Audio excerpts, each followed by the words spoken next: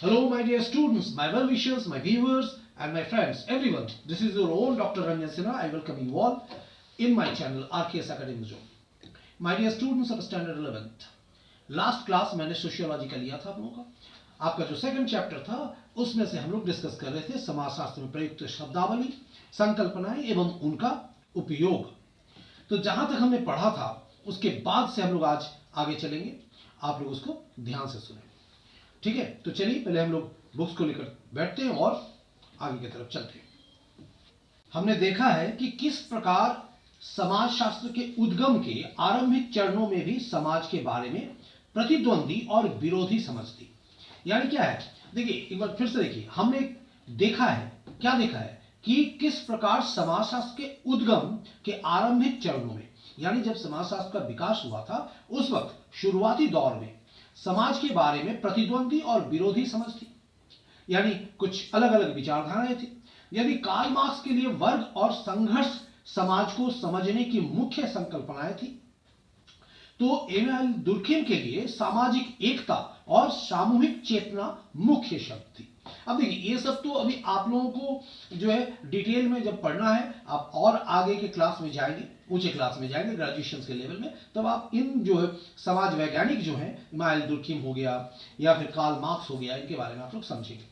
Actually in brief, in short में आपको बता दूं, कार्ल मार्क्स का जो था समाज के लिए जो उन्होंने बात इशू रखा था वो था जिसको हम लोग कहते हैं भौतिक द्वंद्ववाद, या जिसको आप इस तरीके से भी ले सकते हैं जहां पर विरोधी यानी क्लास स्ट्रगल, जहां उनका कहना था कि अपर क्लास और एकदम लोअर क्लास, यानी जहां पर पूंजीपति वर्ग और सर्वहारा वर्ग, इन दोनों के बीच का एक क्लास स्ट्रगल हुआ करता था, ठीक है? तो इस तरीके से ये समाज में सदैव वर्तमान रहा है। या फिर भौतिक द्वंद्ववाद, द्वंद्ववाद का मतलब क्या है? द्वंद्व जो है वो हमेशा हमारे साथ चलता रहेगा। जैसे कि हम लोग कहते हैं कि हमारे साथ अगर हम सात्विकरण को लेते हैं, सहयोग लेते हैं, तो उसी तरीके से संघर्ष भी हमारा समाज में बढ़ने का एक हिस्सा है। तो अभी मैं इसके डिटेल नहीं करूंगा, ये आप लोग का आगे की तरफ जो ऊंचे क्लास में जब जाएंगे तो ये डिटेलिंग में आप लोग समझेंगे। फिलहाल आप लोगों को ये दिमाग में रखना है कि कार्ल मार्क्स का जो था उनका विचारधारा अलग था, और इमानुएल दुर्खिम जिनका कहना था कि सामाजिक एकता और सामूहिक चेतना, सामूहिक चेतना मतलब ग्रुप कॉन्शसनेस जिसको बोलते हैं, ग्रुप कॉन्शसनेस, हम आगे कैसे बढ़े, समाज की प्रगति कैसे हुई, हमारे अंदर की एकता, इंटीग्रेशन, वो हमें आगे की तरफ ले गया। और हमारे अंदर जिसको हम लोग बोलते हैं सामूहिक जो है चेतना, यानी जो ग्रुप कॉन्शसनेस अगर नहीं रहा, हमको क्या करना है, कैसे आगे बढ़ना है, क्या हमें विकास के लिए करना, ये सब चीजें जो है, मानव शुरू से ही एक जिज्ञासु प्राणी रहा है। उसके मन में हमेशा क्यों, काहे, कैसे, कब, ये सारी बातें जो है मतलब शुरुआती दौर से ही रहा है, चिंतनशील रहा है। तो ये उनको आगे की तरफ ले गया है। लेकिन ये जैसे समाजशास्त्र का शुरुआती दौर रहा, उस समय ये विरोधाभास देखने को मिलता था। अब देखिए यहां पर द्वितीय विश्व युद्ध के बाद समाजशास्त्र संरचनात्मक प्रकारवादियों से बहुत प्रभावित हुआ। संरचनात्मक यानी समाज की संरचना के ऊपर जोर दिया गया। क्या क्या आते हैं, यानी प्रकार्य, अकार्य, कौन सा कार्य समाज के लिए एक्सेप्टेबल है, किसको समाज एक्सेप्ट नहीं करेगा, परिवार क्या है, समूह क्या है, वर्ग क्या है, वर्ग चेतना क्या है, बहुत इस तरह की बातें हैं जो धीरे धीरे देखने को मिली। प्रकारवादियों से बहुत प्रभावित हुआ जिन्होंने समाज को महत्वपूर्ण रूप से सामंजस्यपूर्ण पाया। उन्होंने समाज की तुलना एक जीव से करना लाभदायक समझा, जिसमें सभी अंगों को समग्र को बनाए रखने के लिए एक निश्चित कार्य करना होता है। दूसरे विशेषकर मार्क्सवाद से प्रभावित संघर्षवादी सिद्धांतकारों ने समाज को विशेष रूप से विरोधाग्रस्त पाया। सीधी सी बात है जो अभी मैंने कहा।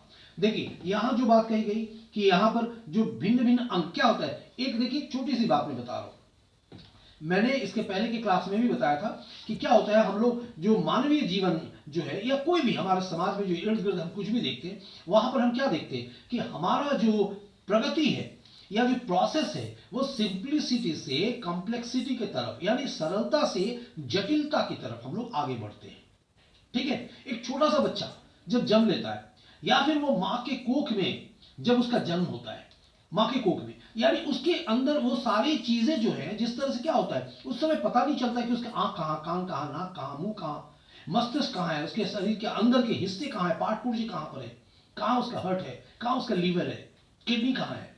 लेकिन ये सारे जो अंग प्रत्यंग जो है धीरे धीरे जैसे ही वो बच्चा जन्म लेता है, तो सोचिए कि इतना छोटा सा बच्चा है ना, वो धीरे धीरे धीरे धीरे बड़ा होता है। यानी सोचिए इसी के अंदर फिर मस्तिष्क का विकास होता है, उसके शारीरिक संरचना का विकास होता है, छोटे छोटे उंगलियां जो है, छोटे छोटे हाथ पांव जो है बड़े बड़े होते हैं। तो यानी ये जो प्रगति है, ये जो बढ़ना है, यही समाज का नियम है। समाज भी इसी तरीके से बढ़ता है। जैसे एक छोटा सा बीज को हम रोपते हैं, इसके पहले भी मैंने बताया था, अगर वो पीपल का पेड़ का बीज हो, धीरे जैसे वो बड़ा होता है तब पता चलता है कि बाप रे, ये छोटी सी बीज जो है ये इतना बड़ा आ गया, इतना बड़ा इसमें बना, तो पेड़ बना। तो ये सभी चीजें जो है उस वक्त हमें देखने को मिलता है। तो समाज के अंदर हमने क्या देखा, पहले जो ये विरोधाग्रस्त जो विचारधाराएं थी वो शुरू में मिला। समाजशास्त्र में कुछ लोगों ने व्यक्तियों जैसे सूक्ष्म अंतःक्रिया से शुरुआत कर मानवीय व्यवहार को समझने की कोशिश की। मानव का व्यवहार क्या रहा, या फिर पारस्परिक अंतःक्रियाएं क्या है, ये समाज में देखा गया। दूसरों ने बृहद संरचनाओं जैसे वर्ग, जाति, बाजार, राज्य अथवा समुदाय से भी शुरुआत की।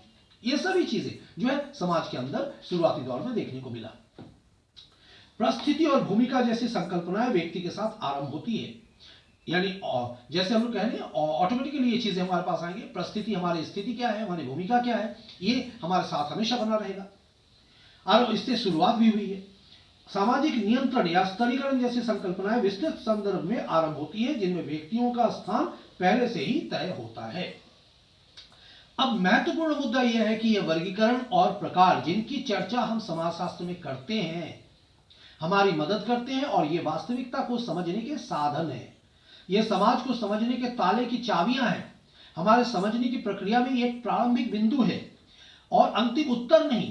क्योंकि ये क्या है, ये सारी चीजों को, इन सारे मुद्दों को आपको समझना है, आपको पढ़ना है, आपको जानना है। यही हमारे समाजशास्त्र के पाठ्य विषय है।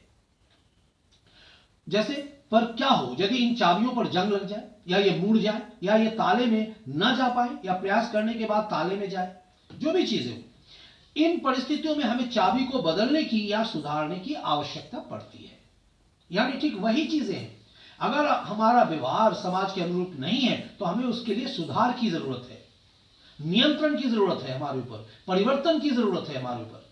ठीक है, तो समाजशास्त्र में हम संकल्पनाओं और वर्गीकरण का प्रयोग करते हैं और साथ साथ इनको निरंतर जांचते भी रहते हैं।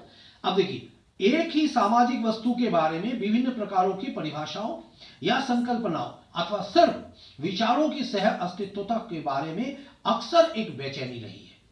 उदाहरण के लिए संघर्षवादी सिद्धांत बनाम प्रकार्यवादी सिद्धांत शुरू से ही रहा है। उपागमों को ये बहुलता समाजशास्त्र में विशेषतः बहुत ज्यादा है और इसे नकारा नहीं जा सकता, क्योंकि समाज स्वयं बहुत विविध रूपों में है। ये तो मैं शुरू से ही बताता आ रहा हूं कि समाज में जटिलताएं हैं, तरह तरह के जाति के लोग हैं, तरह तरह के वर्ग के लोग हैं। यहां कौन से कार्य को स्वीकृति दिया जाता है, कौन से कार्य को स्वीकृति नहीं दी जाती है, तो हर एक पहलू पर अध्ययन करना या जानना बहुत जरूरी है। हमारे द्वारा आगे की गई चर्चा में आप देखेंगे कि किस प्रकार मतों में विभिन्नता होती है और किस प्रकार इन अंतरों पर वाद विवाद और चर्चा समाज को समझने में हमारी सहायता करते हैं। अब आगे चलिए, आगे हम लोग देखते हैं। देखिए, अब यहां हम लोग क्या देखते हैं, सामाजिक समूह एवं समाज। यानी समाज में हमारे समूह क्या क्या आते हैं। ये तो समाज हो गया, समुदाय होते हैं, संस्था होते हैं। समूह क्या है, तो अभी हम लोग समूह के बारे में चर्चा करेंगे। समूह क्या है, अब देखिए, समाजशास्त्र मानव के सामाजिक जीवन का अध्ययन है, हम जानते हैं इस बात को। और मानवीय जीवन की एक परिभाषित विशेषता यह है कि मनुष्य परस्पर अंतःक्रिया करता है या संवाद करता है और सामाजिक सामूहिकता को बनाए भी रखता है।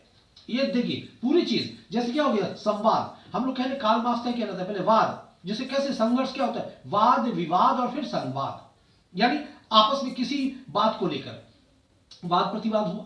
जैसे हम लोग बोलते हैं कि बात, अभी हम लोग क्या बोलते हैं, कभी पर किसी जगह वाद विवाद की प्रतियोगिता, मतलब क्या है, वो वहां पर आपने कुछ कहा, उन्होंने कुछ कहा, तो यानी चलते चलते एक निष्कर्ष पर जब तक हम लोग नहीं पहुंचते हैं तब तक कोई निष्कर्ष फाइंडिंग्स में नहीं आता है। और उसको जो अगर निष्कर्ष फाइनल होता है, जिसको सर्वमान्य कहा जाता है, समाज द्वारा स्वीकृति मिल जाता है, उसको हम लोग क्या कहते हैं, वही हमारे लिए संवाद यानी डायलॉग बनता है।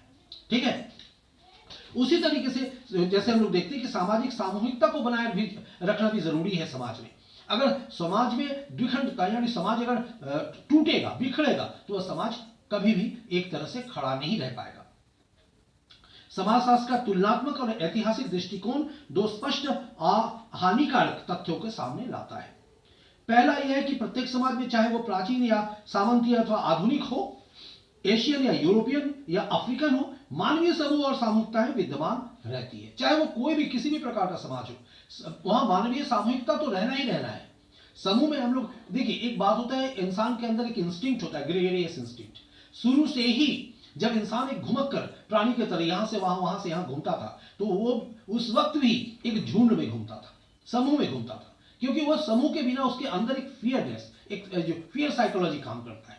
वो अकेले पहले क्या डरता था, डर क्या होता था कि जंगली जानवर मार जाएगा, मार के खा जाएगा, तो हम साथ इकट्ठे रहते थे। धीरे धीरे विकास की तरह जैसे आगे बढ़े, तो उसी से हमारे गांव, कस्बा, परिवार, ये सारी चीजें वहीं पर आए, जो हम इकट्ठे रहने की एक प्रवृत्ति हमारे अंदर जागृत हुआ।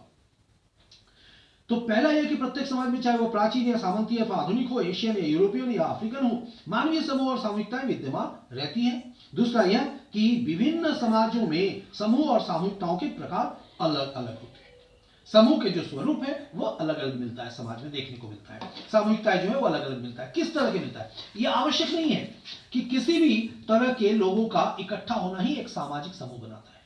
हम ये नहीं कह सकते कि लोग इकट्ठे हो गए, एक जगह जमा हो गया और वो हमारे लिए एक सामाजिक समूह बन गया। नहीं, वो एक तात्कालिक भीड़ भी हम कह सकते हैं, वो भीड़ की तरह है, क्योंकि हो सकता है 2 मिनट बाद, 5 मिनट बाद या आधे घंटे बाद वो भीड़ टूट जाए, निकल जाए अलग अलग जगह लोग।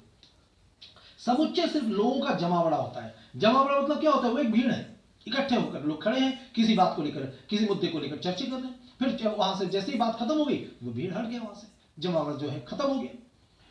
जो एक समय की एक ही स्थान पर एकत्र होते हैं, जैसे अभी मैंने कहा आपको, लेकिन एक दूसरे से कोई निश्चित संबंध नहीं रखते, उसमें से कोई एक दूसरे से कोई पहचान नहीं है, कोई पारस्परिक अंतरक्रियाओं के द्वारा एक दूसरे को हम वहां पर किसी भी तरह से प्रभावित नहीं करते हैं। एक रेलवे स्टेशन या हवाई अड्डे में या बस स्टॉप पर प्रतीक्षा करते यात्री या सिनेमा दर्शक समुच्चय के उदाहरण है। ये हम लोग देखते हैं अक्सर, यहाँ पर भीड़ जमा होता है, कोई समूह नहीं होता है। वो क्यों? समूह का सबसे पहला चीज जो आता है वो पारस्परिक अंतक्रियाओं के द्वारा हम एक दूसरे को प्रभावित करते हैं। यहां प्रभावित करने वाली कोई बात नहीं आती है। हम लोग फिल्म देखने जाते हैं, इकट्ठे भीड़ है, हमने अलग अपने परिवार के साथ गया, किसी और ने किसी और के परिवार के साथ गया। हम फिल्म देखते हैं, खत्म होती है फिल्म, हम बाहर निकल के चले आते हैं। रेलवे स्टेशन में भीड़ लगी हुई है, मुझे कोई और ट्रेन पकड़ना होता है, किसी और को कोई ट्रेन पकड़ना होता है। वहां पर अगर मान भी लिया जाए कि 2-4 बातें हो जाती है, तो बातें बस वहीं पर हुआ और वहीं पर खत्म हो गई। हम किसी और दिशा की तरफ चले गए, वो और किसी और दिशा की तरफ बढ़ गए। यानी वहां पर हम एक दूसरे को किसी भी तरह से प्रभावित नहीं करते, यानी वो एक तात्कालिक जमावड़ा जिसको बोलते हैं, भीड़ है। तो यहां पर समुच्चय को अक्सर अर्ध समूह का नाम दिया जाता है, वो एक तरह का अर्ध समूह, वो कोई विकसित समूह नहीं है। एक अर्ध समूह एक समुच्चय अथवा संयोजन होता है जिसमें संरचना अथवा संगठन की कमी होती है, क्योंकि उसका कोई, अभी मैंने कहा ना, उसकी कोई संरचना या कोई संगठन नहीं होता है, कोई नियमावली नहीं है उसके अंदर, और जिसके सदस्य समूह के अस्तित्व के प्रति अनभिज्ञ या कम जागरूक होते हैं, कोई लेना देना भी नहीं उसको एक दूसरे से। सामाजिक वर्गों, परिस्थिति, समूह, आयु एवं लिंग, समूह, भीड़ को अर्ध समूह के उदाहरण के रूप में देखा जा सकता है। जैसा कि ये उदाहरण दर्शाते हैं, अर्ध समूह समय और विशेष परिस्थितियों में सामाजिक समूह बन जाते हैं। विशेष परिस्थितियों में कब? उदाहरण, यह संभव है कि एक विशेष सामाजिक वर्ग या जाति अथवा समुदाय से संबंधित व्यक्ति एक सामूहिक निकाय के रूप में संगठित ना हो, उनमें अभी हम की भावना आनी बाकी होती है। यानी वो भीड़ जो है जिसके अंदर कोई इंट्रिकेटी पार्ट नहीं है, हम की भावना नहीं, हम इकट्ठे नहीं है, हम कहीं और जा रहे हैं, वो कहीं और जा रहे हैं, वो कुछ और काम कर रहे हैं, मैं कुछ और काम कर रहा हूं, वहां हमारे अंदर वो हम की भावना, इंट्रिकेटी की भावना नहीं है। परंतु वर्ग और जाति ने समय बीतने के साथ साथ राजनीतिक दलों को जन्म दिया है, ये तो इतिहास गवाह है इसका। उसी प्रकार भारत के विभिन्न समुदायों के लोगों ने लंबे उपनिवेश विरोधी संघर्ष के साथ साथ अपनी पहचान एक सामूहिकता और समूह के रूप में विकसित की है, एक राष्ट्र जिसका मिला जुला अतीत और साझा भविष्य है। महिला आंदोलन ने महिलाओं के समूह और संगठनों का विचार सामने रखा। महिलाएं जो उनका जो आंदोलन हुआ तो उनका समूह का निर्माण हुआ उसी तरीके से। ये सभी उदाहरण इस बात की तरफ ध्यान खींचते हैं कि किस प्रकार सामाजिक समूह उभरते हैं, परिवर्तित होते हैं और संशोधित भी होते हैं। एक सामाजिक समूह के कम से कम निम्न विशेषताएं होनी चाहिए। अब देखिए सामाजिक समूह की क्या क्या विशेषताएं हैं उसको हम लोग यहां पर देखते हैं। पहला क्या है? निरंतरता के लिए दीर्घस्थायी अंतःक्रिया। जो अभी मैंने कहा, निरंतरता यानी कंटिन्यूटी के लिए क्या चाहिए? उसके लिए दीर्घस्थायी अंतःक्रिया। दीर्घस्थायी यानी उसमें टिके रहने की बात होनी चाहिए, दीर्घस्थायी हो, क्षणस्थायी नहीं। और उसके अंदर पारस्परिक जो अंतःक्रिया है वो लगातार चलता रहे, ये पहली विशेषता है।